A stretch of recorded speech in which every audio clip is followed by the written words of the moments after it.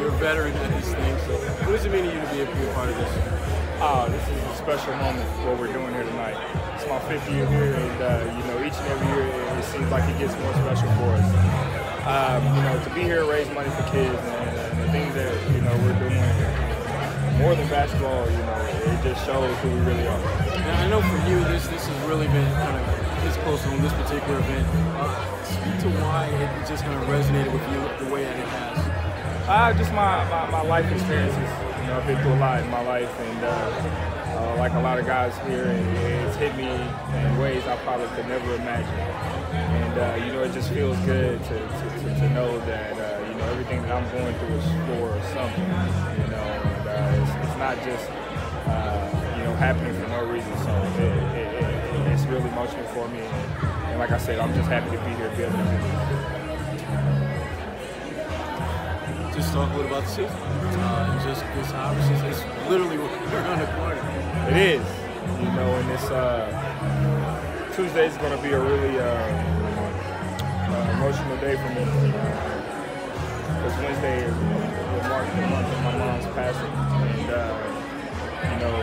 every game and every gala I was always calling her first before. So to be able to go out there, and, like I said, going on to my 5th year, and with everything I've been going through, it's going to be a special moment. What's been the biggest challenge for you, just kind of really coming to terms and kind of coping with, obviously, just the personal loss that you're going through?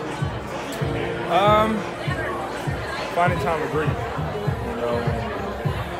Unfortunately, I have a job to do, and it's hard, but, it's one thing my mom would want for me is to go out there and play and do what I love to do. So being able to find the time to, grieve and do that is hard just because we're always busy.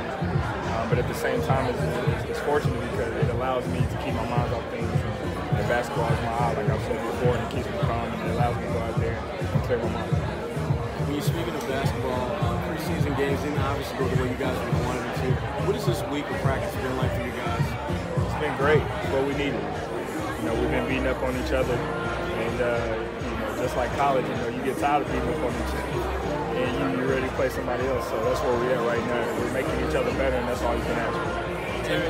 Terry's going through a similar situation that you did last year with the contract extension talks at this point. And how tough is it to kind of balance that kind of stuff with getting ready for the season?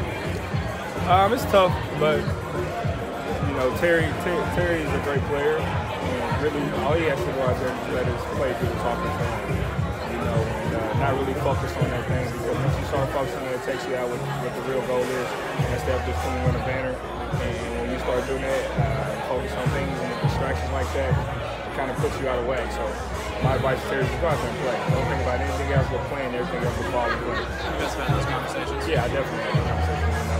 Like I told you, it's not going to be easy. It's not, but like I said, just go out there and play. Because whatever happens, it's going to happen. If it's supposed to happen, it's going to happen. So let your play be the top play.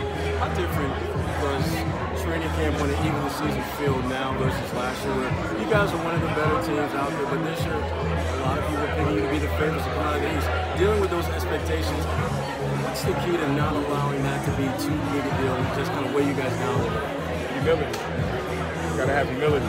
If you lack humility, you lack the ability to learn. If you lack the ability to learn, you lack the ability to succeed. And that's probably gonna be our biggest thing for us this year is finding ways to keep ourselves humble, and not letting our egos, dictate how we play, and just let everybody else do the talking for us. We don't have to do it for ourselves. There may have been a little bit of that lacking in these first few preseason games, that humility that you're talking about. I don't necessarily think it's humility that's lacking. I just think everybody's getting used to playing with each other. Everybody's anxious. Everybody wants to show what they can do. And it's kind of like when you're working out, you're doing ball handling, and you're trying to say you're not doing it if you're not messing up, you're not losing the ball. And that's kind of how preseason was for us. That's our ball we're losing. And we're not really doing it, we're not losing it. So, that's why you take preseason for these moments to get those moments out the way, get the rust off, and get back to the groove.